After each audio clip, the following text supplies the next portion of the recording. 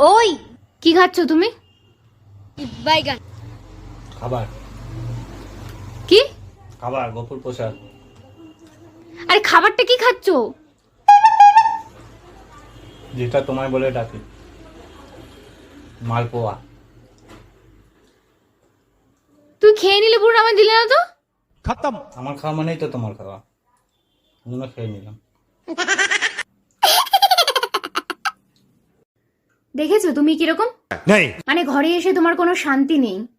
তুমি বাইরে থাকতেই পছন্দ করো, ঘরে আসলে বউয়ের সাথে কথা বলবো, 2 মিনিট বসবো, 2 মিনিট কোনো কিছু আলোচনা করবো, ওইসবের তোমার সময় নেই।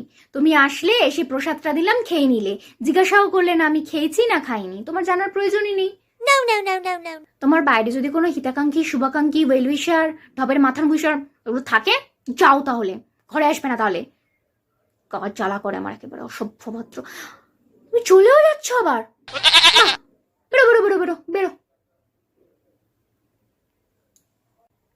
বাইরেই তো থাকতে চাই, তুমি তো ঘরে ফোন করে করে ডাকো কোথায় আছো কোথায় আছো, এই জন্য তো ঘরে আসি। আর ঘরে এলেই আমার শয়তানি বুদ্ধিগুলো চাগার দেয়, তাই করি।